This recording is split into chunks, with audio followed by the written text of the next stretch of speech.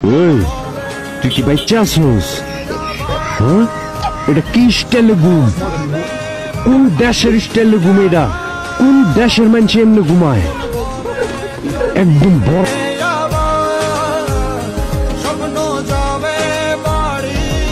বিষয়টা হাস্যকর হলো, কিন্তু ঘুমাইলে কারো হুঁশ থাকে না। কিন্তু ভাই, তুমি যে ভিডিওটা করলা, তুমি যে ঘুমাইলে তোমার লুঙ্গি তোমার মাথার উপরে উঠে যায়, এটা কি তুমি জানো? অ্যাকচুয়ালি কোরিয়ান একটা মেয়ে লোকেশন জিজ্ঞেস করছিল রিস্কাওয়ালার কাছে। সো রিস্কাওয়ালারা এমন লোক দিল, মেয়েটা দেখে তো ফিল করলো। সো একটা মেয়ে তাকে সাহায্য করার জন্য এগিয়ে আসলো, আর সবাই তার দিকে তাকিয়ে আছিল। দেখে মনে হইতেছে রিক্সাওয়ালা মামারা এখানে চিড়িয়াখানার বাদর দেখতেছে। কি দেখছিলা? কি দেখছিলাম? যা দেখছি মামা, আর কি দেখবো? মনে শান্তি হয়েছে? শান্তি কি মামা, এটা তো গুনা মামা। क्या बात है सर, क्या ये बात है। আহা, মামা আমার পাক্কা ইমানদার ব্যক্তি। কিন্তু কোরিয়ান হট গার্লস দেখার সময় এই কথাটা কি মনে ছিল না, নাকি সবই চোখের দোষ?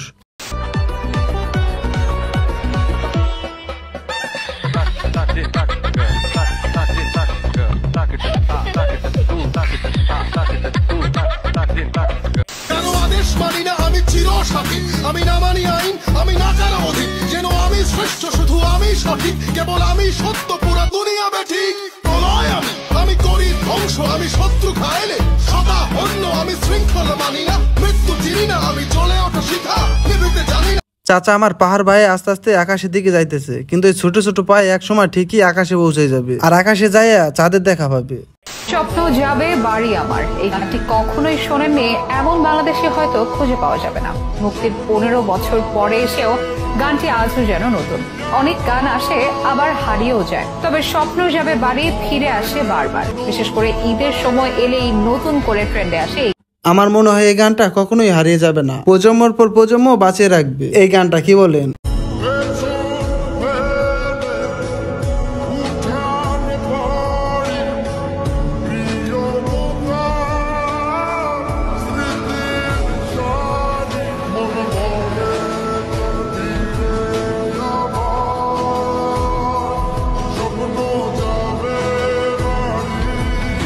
এটা সুন্দর একটা ভিডিও, সবার স্বপ্নই বাড়ি যাবে, কিন্তু এখানে কে কে ট্রেনে বা লঞ্চে চলাফেরা করেন নাই কমেন্টে বলতে পারেন। ভাই টেডি শার্ট আছে? টেডি শার্ট ভাই, বস্তির পোলাপানের শার্ট আমরা বিক্রি করি। টেডি শার্ট না ভাই, আমার জায়গা মতো ভইরা দিছে। আর এখানে বস্তি বলা হয়েছে, যারা বস্তিতে থাকে তাদের বলা হয় নাই, যারা আসলে ছাত্রী তাদেরকে বলা হয়েছে।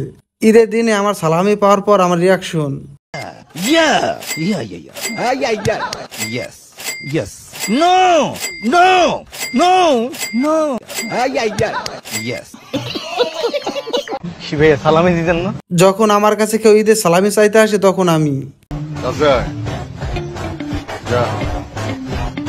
দিলাম অনেক বড় জাইঙ্গা মাইঙ্গা চুরি সহ তোর যত বদভ্যাস আছে সব যেন দূর হয়ে যায়। তো সালামি দিতেন না?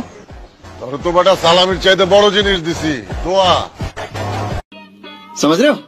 প্রতিবাদ স্বরূপ আমরা রাখছি, যাতে সবাই এটাকে পারাইতে পারে। এই জন্য আমরা এটা লাগাইছি, কারণ আমরা তো আর অন্য কোনো কিছু করতে পারতেছি না এখন। এই জন্য আমরা চাচ্ছি যে আমরা প্রতিবাদ স্বরূপ সবাই যেন এটাকে পারায় যায়। এই জন্যই আমরা ইসরায়েলের পতাকাটাকে আমরা এখানে লাগাইছি।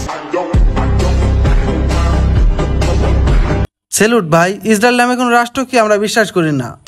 বিমানটা এখনো থামেনি, বারবার সবাইকে বলা হচ্ছে যে আপনারা নিজের সিটে বসে থাকুন, কিন্তু আমি যতবার কোথাও যাই শুধু দেখি বিমান থামানোর আগেই আমাদের বাংলাদেশি মানুষরা উঠে দাঁড়ায়, তাদের লাগেজ নামানো শুরু হয়ে যায়।